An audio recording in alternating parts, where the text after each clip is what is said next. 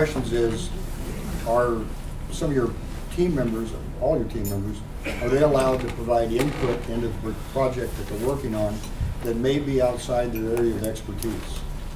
So in other words, you have an IT person that's on the team to do IT work, and is he allowed to bring up or to mention a recommendation or observation to improve the project that comes from a different set of skills? Some places they are, some places they aren't. So a group support system, a GSS, Marines love acronyms, so I'm going to use GSS.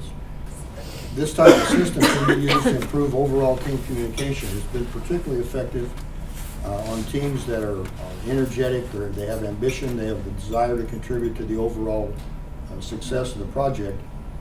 And it's also been successfully used on teams that are, in general, the teams are resigned, or they're reserved, they're confused, and even dysfunctional.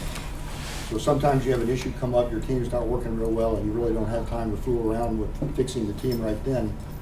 But you can use this system to immediately improve the project. So today's agenda, real quick, is the GSS. What are they? How does it work? Everything has advantages and disadvantages.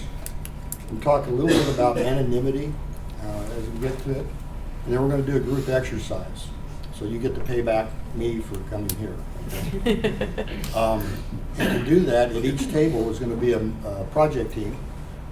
And so I would ask you amongst yourself to pick out a project manager. So somebody can volunteer, or we could do it like the Marines do, and you can be voluntold, which happens quite a bit. So we'll get to that. And then I would really appreciate any observations or comments that you might have, or questions, and then I'll provide a short summary in closing. What are they? They're simply collaboration tools, software, and we'll explain how it works in a minute. It can be used, it's particularly valuable for geographically dispersed teams, virtual teams. There's a way to handle the time zones. It really helps with brainstorming, and the anonymity helps with that. So you don't have a source, it just comes from somewhere. Okay, so everybody, and the goal of it really is to acquire equally weighted recommendations so that every team member's voice is equally weighted. That's really the major overall goal, I think. So I was stationed at Camp Hilton, California. I was the Sergeant Major of the 1st Marine Division. And I got a call one day, and I was invited down to the base headquarters to observe some new technology that the base had purchased. So in a Marine base, the landlords is the base command, and then the other units that are there are tenant commands. So we have to pay our bills. So my first thought was, boy, if they're asking me to look at some IT stuff, they have called the wrong guy. But I went anyhow, and it was pretty amazing. So they took this system, and so if you can, I'll show you a picture of it a little bit later. But had about 20 Marines had been gathered, and they set randomly, and they ranged in rank from a lieutenant colonel, which is a fairly high officer rank, to a lance corporal, which is a fairly junior enlisted rank, and they were just mixed up.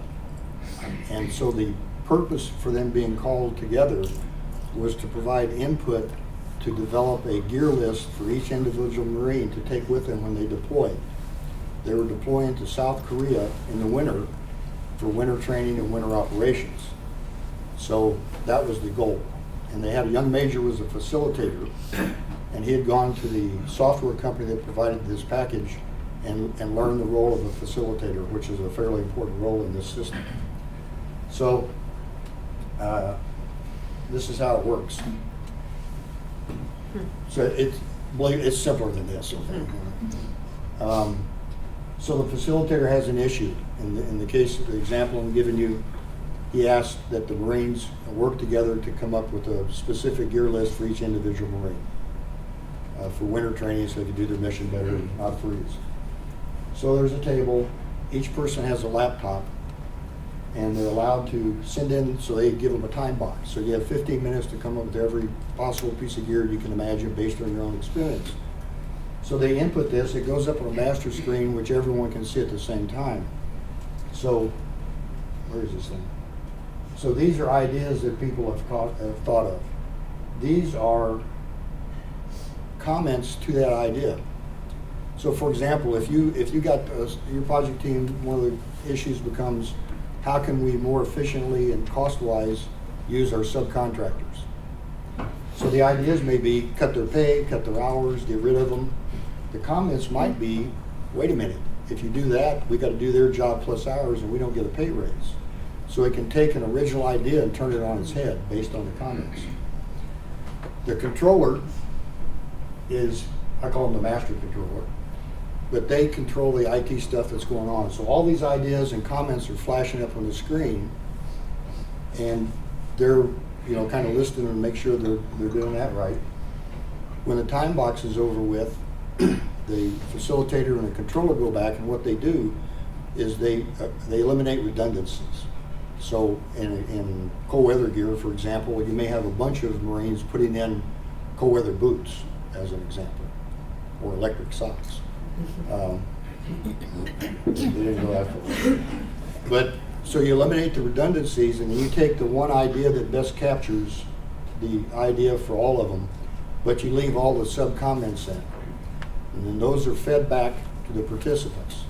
Comes up on their laptop, then they go through, and as they're doing that, reading them, the facilitator puts them in rank order, an initial rank order. And so the only thing that is not the most important to the least important, what it is this idea was presented 7 times. So that's first, and then 6, 5, 4. If they're all ones, they're listed. It goes back to the participants, and then what they do is, let's say there's 10 items. So they have 1 through 10 that they assign a rank value to. It goes back into the controller, and the system, the software package, does the vote, combines the votes to get the most important to the least important. That's fed back to everyone reading the same thing, and then any kind of discrepancies are resolved, and the system automatically creates a final report. The purpose of the final report is to go to the decision makers to be included in their course of action development process. Okay, so that's how the thing works. Any questions on that? That's simplistic, but it really is pretty simple. That's why Marines like it quite a bit. So this is kind of a standard conference room. You see the master screen down there. Instead of the notebooks, you'd have a laptop. The seating's random, so the first 4 chairs are not for the senior 4 people. It's just for whoever. The facilitator has a lot to do with that. The list, incidentally, is in our case, would be developed by the project manager looking for a cross-sectional view of the people working there. The purple flowers, I don't remember seeing any of those in the Marines, but my wife told me purple is a soothing color, so I suppose they're okay.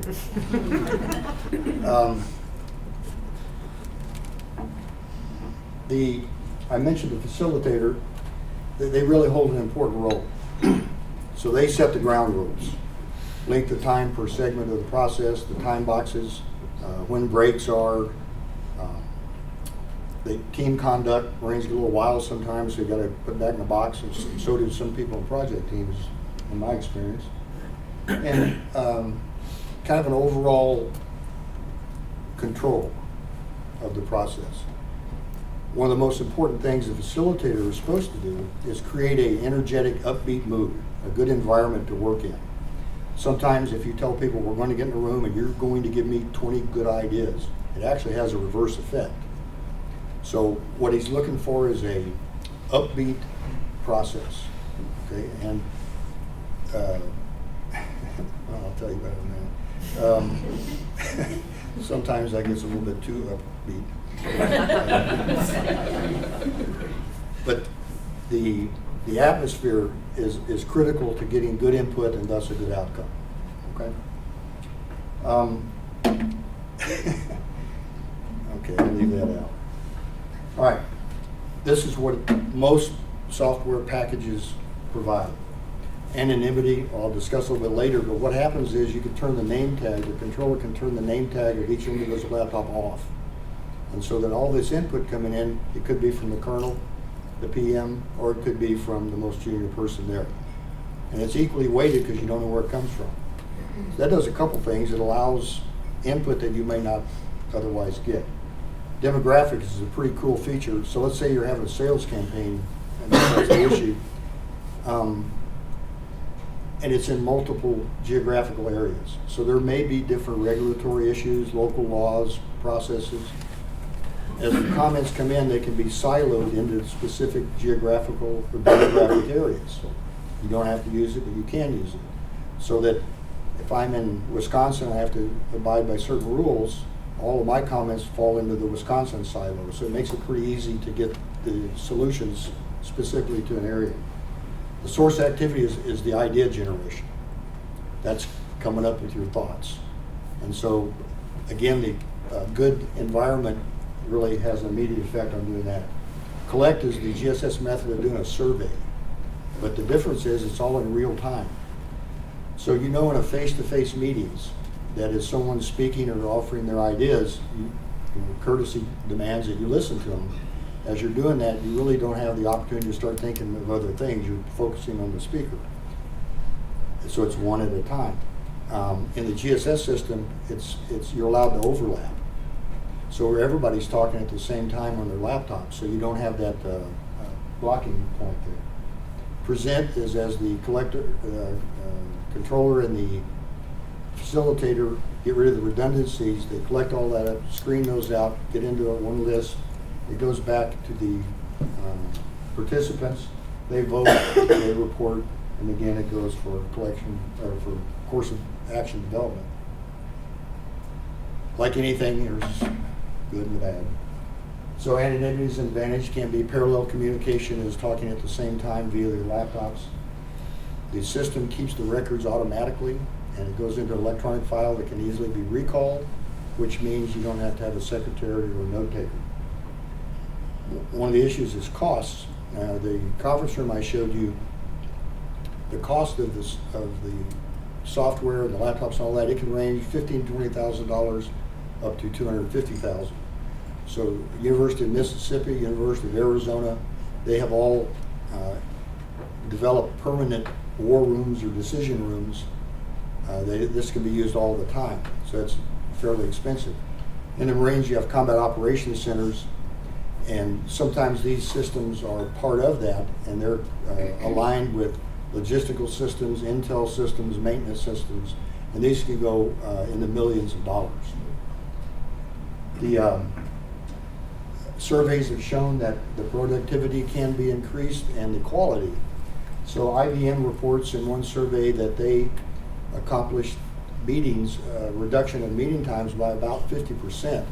And Boeing, some of the projects they had going on, they reduced the overall project time by 90% by using this sort of system. So it's fairly valuable. Slow communication. Do I keyboard like this, or do I keyboard like this?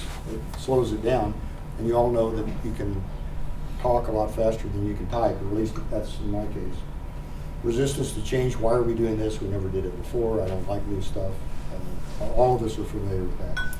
It can be an increase in conflict and a misuse, and that's simply by, and this happened with the Marines all the time until you got it out of them, snide comments, humorous comments, making fun of somebody else even though it's anonymous. So the facilitator, that's their role to set that as a ground rule and solve that. And the costs, as I mentioned, loss of key participants. Have you ever noticed that when you're doing something new, there may be a resistance or a lack of enthusiasm from the bosses? Let's see how this thing goes, and then we'll maybe dip our foot in it, maybe not.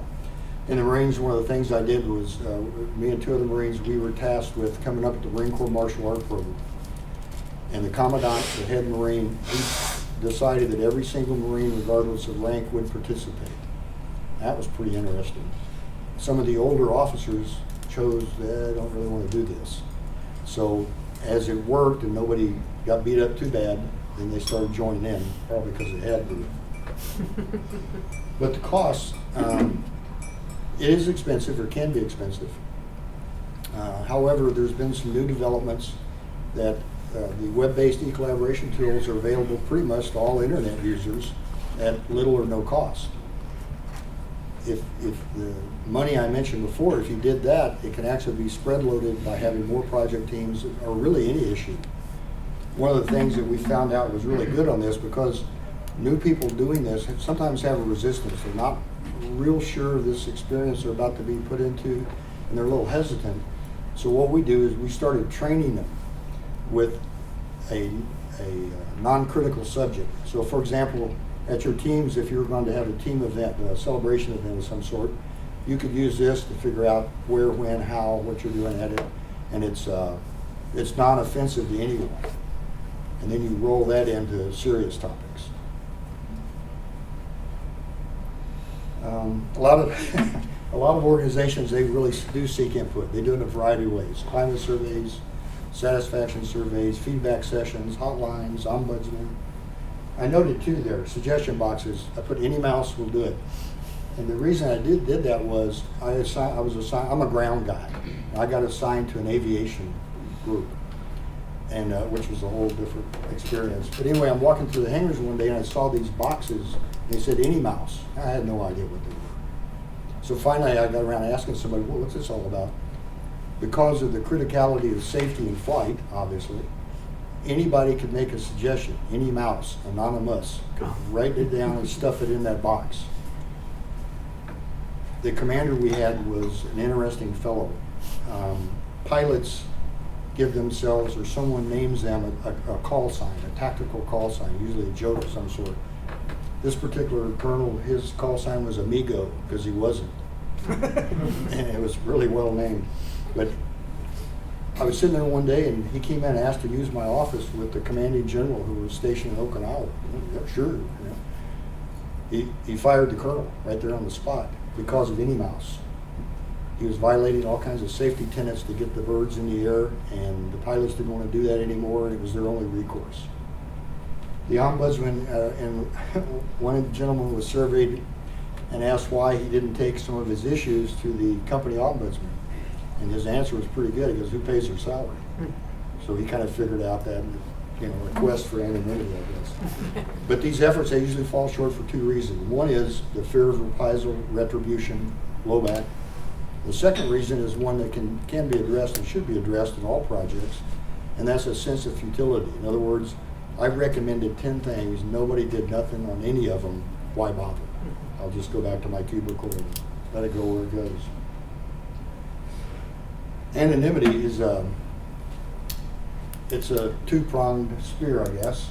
It can reduce retribution concerns because you don't know who it is.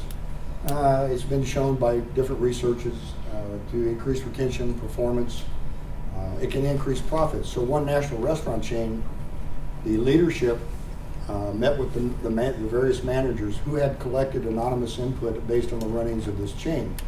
And in the first 12 months, they had a 32% increase in employee retention, which means you didn't have to pay to hire new people and train them, and it over a cost savings of over $1.5 million.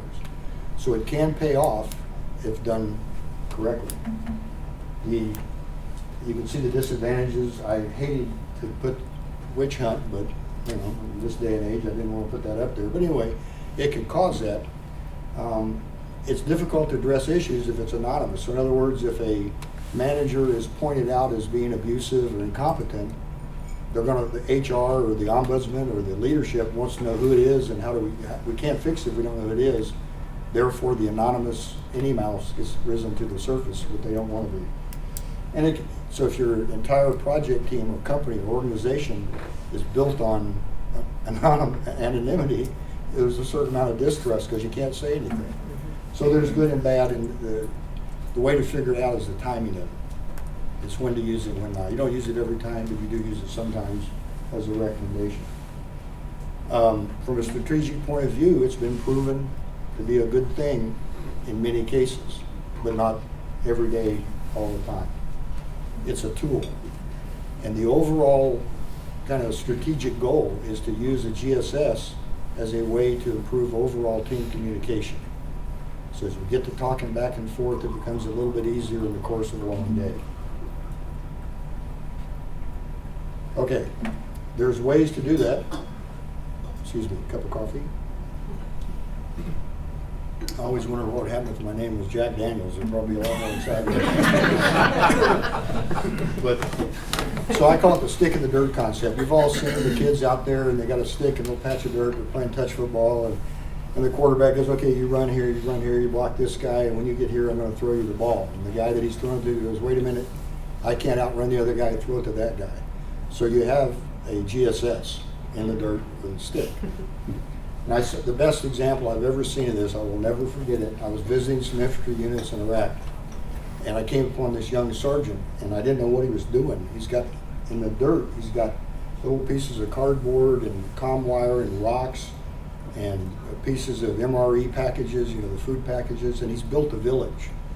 So his squad of 13 Marines were getting ready to go do a combat foot patrol in an unsecure village that they'd had some fighting in previously. So what he did is he built the village, and then the Marines were little rocks. And it was great because his only pointer he could find was a stick. So he's showing them, if we have sniper fire, this is where you go, this is what you do. Immediate action to ambushes, this is what happens. If we get wounded, we're going to call the medevac choppers in right over here. And then each Marine went through his duties. Okay, I'm the machine gunner, I'm going to be centrally located here for going in any direction, and on and on. So it took about 20 minutes. But they visually walked themselves through this village. So they had an appreciation for where they were going and a very specific ideas on what they were doing. It was unbelievable, really. It was great. You may have had experiences in other times about using 3x5 cards or the Post-its. So you put the flip chart on, and then you put the top 10 things, and then everybody gets a chance to rearrange them. It's not really anonymous because guys are going, well, wait a minute. Mine's not 7, it's actually 1. And so you get some discussions there. But it all ends up with the same thing. You vote a finalist and it goes to decision makers for course of action again. It's the same thing. And you'll note it didn't cost very much for that dirt and that stick. So here's your payback chance. So each of you are a project team by virtue of your tables. So there's 5 of them. And I'm sure you've already thought about who wants to be the project manager. Remember the voluntold rule. And what we're going to do, and I had no idea today was the first day of snow when I figured this out. So if you want to blame me, my wife says, that was pretty stupid to use that. So we're going to do a winter survival kit for stranded motorists, the world famous WSKM 72. Acronyms, I love them. So the idea is that this kit that you would carry in your car could have a motorist survive for 72 hours. So you can use as a guiding principle when you do this something called the rule of 3s. The average person, whatever that is exactly, lasts about 3 minutes without air, about 3 hours in inclement weather conditions because of hypothermia, and 3 days without water, and a new diet that I think we should publicize, the 3 weeks without food. Nutrisystem doesn't have a clue. So you could use that. So what I'd ask you to do, and I'm going to wander around here for a second. What I did to help you out in your project is I developed some project gear lists for you. So there's yours. Put all these together.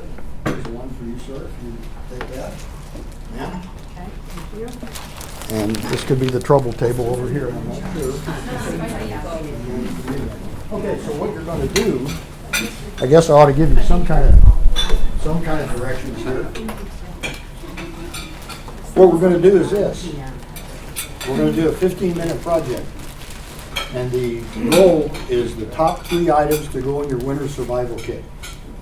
So you can use the 3x5 cards, and I'd ask each person on the team to provide 2 items, the top 2 they think. And the reason for 2 instead of 3 is that forces you to work as a team to get that 3rd one. So one person can't hog it. As you're finished with your ideas, give them to the project manager. He gets rid of redundancies. They bring it up for discussion, and each team decides on the top 3 items that they got going on. Okay, so your kit's got 3x5 cards. It's got pads of paper and whatnot. And it has, Marines call them writing sticks. So if you're challenged by not having a pen, you can use the writing stick they gave you. And this is your projected timeline. This is just an idea. So what I'm going to start doing, let's see here. I've been doing this for about 30 minutes, so we've got 15 minutes to do your project. And I'll walk around if you got any questions. Ready to go.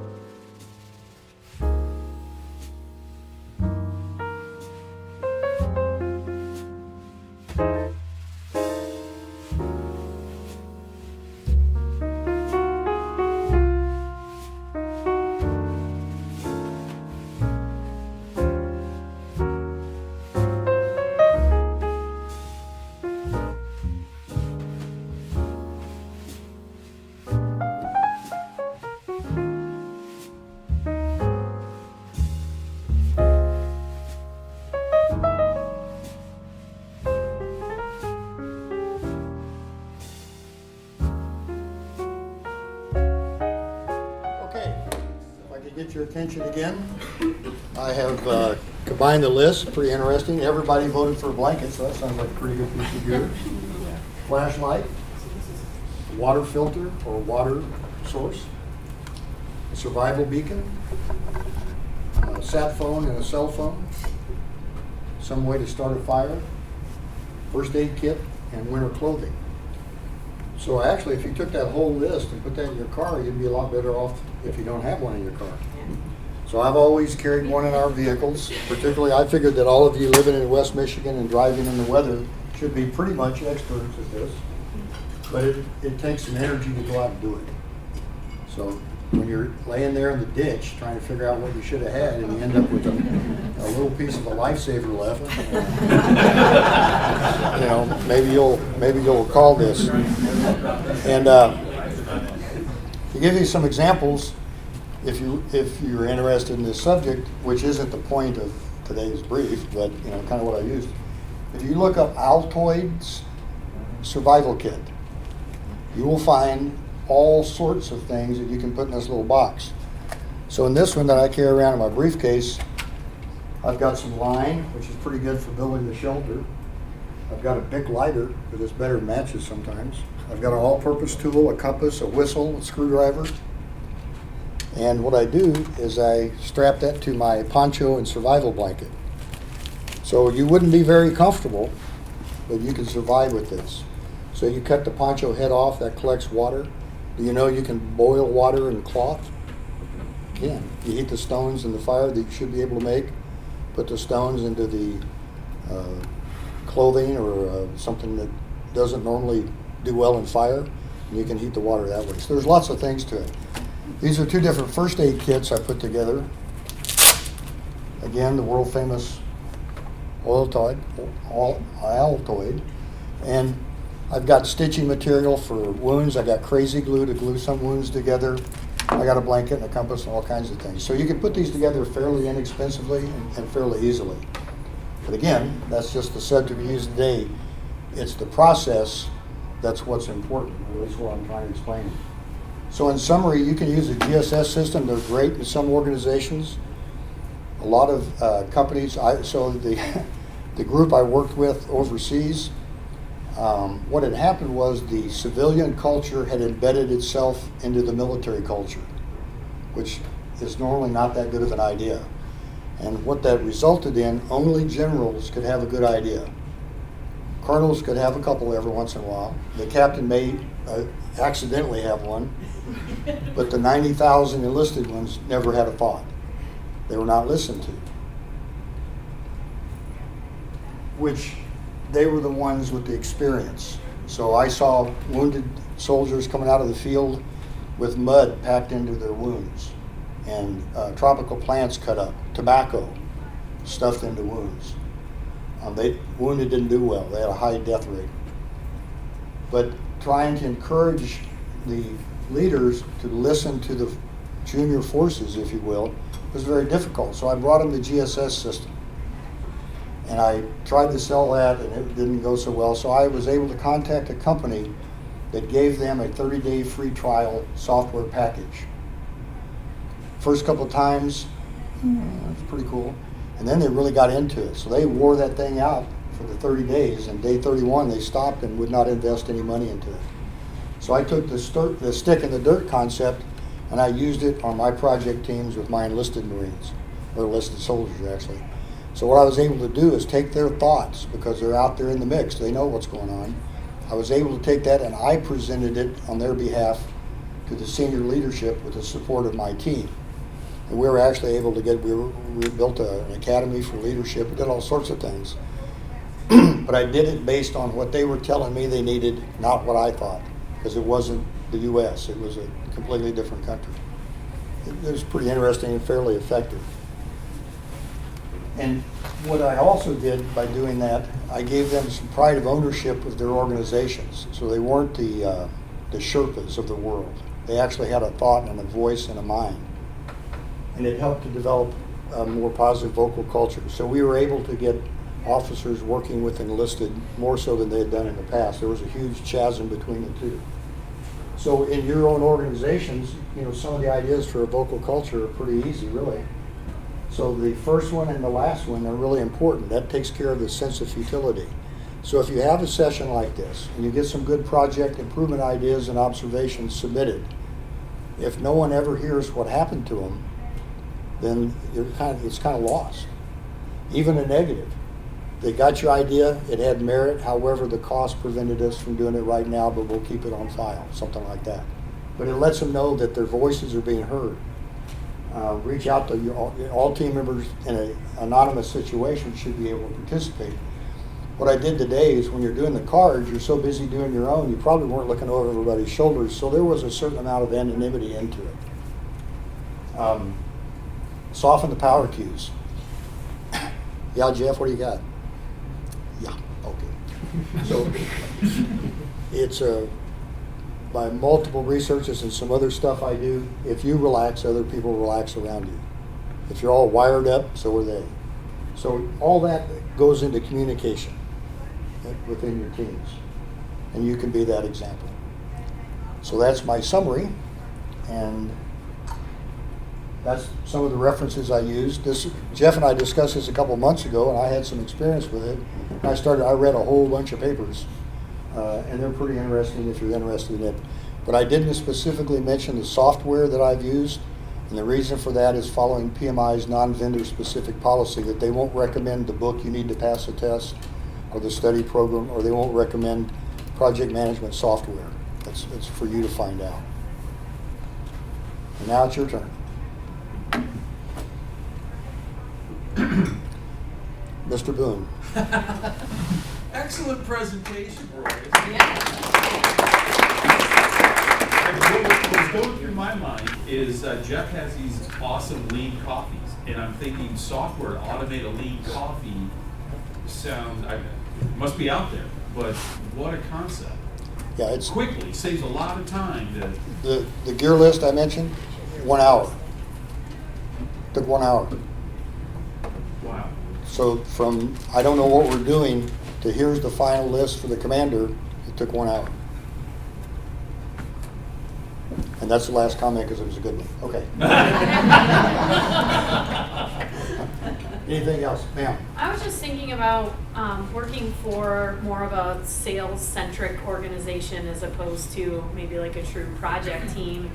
We have a lot of diversity in our tenure there, but a lot of people doing a similar role.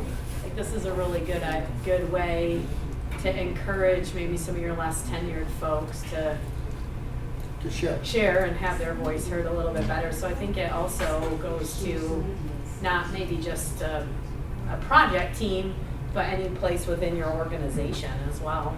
Yeah, really, you can use it in ad hoc teams.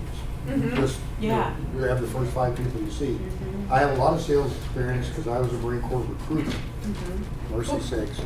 And I was stationed in Roswell, New Mexico. Oh boy. That's what I said. And I don't know, where's that exactly? Yeah. And I'll tell you, after a while of the pressure of meeting a quota month after month after month, so you're a hero 1 month and a goat the next, you know. I would have enlisted any aliens that happened to be in the area. I would gladly have stuffed them in the Marines. But because I was a one-man shop, I had 33,000 square miles. And of course, the second recruiting call, I wore out my Jeep that they gave me. And they gave me a Border Patrol painted green Gremlin. Oh boy. Not to date myself, but. Yeah. And survival packages, I carried a case of sea rations and water, and I was out in the middle of nowhere. Right. But the problem with being one person, there was no one to bounce things off of. So you call the recruiting sergeant major, he's screaming at you, "Where's your other guy?" "Oh, I have to get 3? I didn't know I only had 2. Thanks for pointing that out." I was looking for help. There was no way to share methods, different methodologies for getting people to join the Marines. So that's a great point, and I love it because it can be used for anything. Yeah. It can be informal like we did today. It can be more formal with laptops and all that sort of thing. But you can do it for little to no cost. So as a suggestion, if you had some time in your organization, if you just kind of explain this and tried this, it'd be kind of interesting to see if you got any positive results. I think you would. Hope we will. Anything else? Mr. Kissinger? I have kind of addressed what you said. I believe there's systems that you can do. I know where I work at the college, I can check out these packages where you can put stuff up and you can combine it into a PowerPoint and people can vote with clickers. Yeah. And those have made way to be able to vote with cell phones. And you can also add in text to put your ideas out there, so you just come up as a number. And then, but what group decision support systems generally do is you have the ability to sort all that information, which you can't really do with these systems. What you can do with low tech, with moving sticky notes around and doing that, so being able to combine hey, you just show up as long as you have the basics of cell phone technology and text, and then have somebody be able to move the ideas around and sort them. The second part of what we did, that's the real key, and that's why a lot of these systems cost money, because it's facilitated and in order to move it around. So the sticky notes works, but you don't have the same kind of, you have some anonymity with it. But it's one of those things that if you have the technology, you got to pay for it typically and maintain it. And then someone says, well, my phone doesn't connect and I can't do that. So you end up spending time trying to get somebody to get the technology work, as opposed to here's a pen, here's a stack of sticky notes, get to work. So I mean, there's pros and cons with it, but I know what you mean. For a company though, it's nice to have a good system that somebody knows how to facilitate properly and people are able to interact, because it breaks down all kinds of walls of communication that typically exist, especially in hierarchical organizations where you have strong personalities imposing themselves on people that have great ideas, but they're too afraid to talk about them. Yeah, I'm sorry. Go ahead. Well, I've used some good tools for retrospective reviews, where everybody makes their comments of what went well, what are challenges. I mean, it's just a website that everybody has a browser, and but it's the sorting, it's the ranking that that takes the other touch. Yeah. Yeah, and it's when the system does the voting or combines the voting, it's kind of inarguable because it's taken from all the participants. So there's no bias into it. And if it's anonymously put in, you can take credit for the top 3 if you want, because nobody really knows. So we experimented a little bit in the Marines, and it was instantly a failure when you did it without anonymity. So the colonel says, I think we ought to do this. Yes, sir, we should do that twice. That's a wonderful idea. So, there's one, because one of the things that Royce and I talked about, because I got into this stuff when I was in college. I absolutely love these systems, and the university where I went to school, they had gotten one of the first ones, and it was really expensive. I mean, they had the room, they had the software, it was a lot of money. And I got to play with it and understand it, but with the technology we have today, if I had to create my own system that's electronic, I would have anybody who's on the team create a Gmail account that's just some random number Gmail account, and then you use Google Docs to interact and put all your ideas down, and then you sort through all that information together after the fact. Or have it up on the screen, you can watch it all happening, because what you see is ideas popping up all the time throughout that, and that would be a way to do it on the cheap.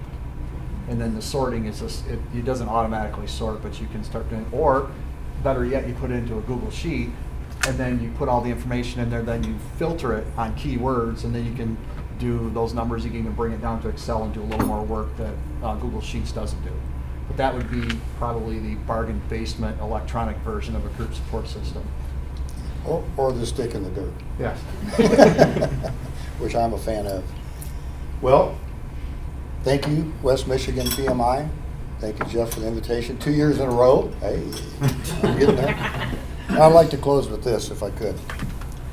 In 1918, at the 11th hour of the 11th day of the 11th month, an armistice was signed between Germany and the Allied powers, effectively ending World War I. Unfortunately, the war to end all wars was a misnomer. And I can promise you that when the nation needs their Marines, they're ready to go in any climate and place to defend our freedom. And so Sunday's Veterans Day, 100-year anniversary since the end of World War I. And if you see a veteran, tell them we appreciate it. And I thank you for your attention.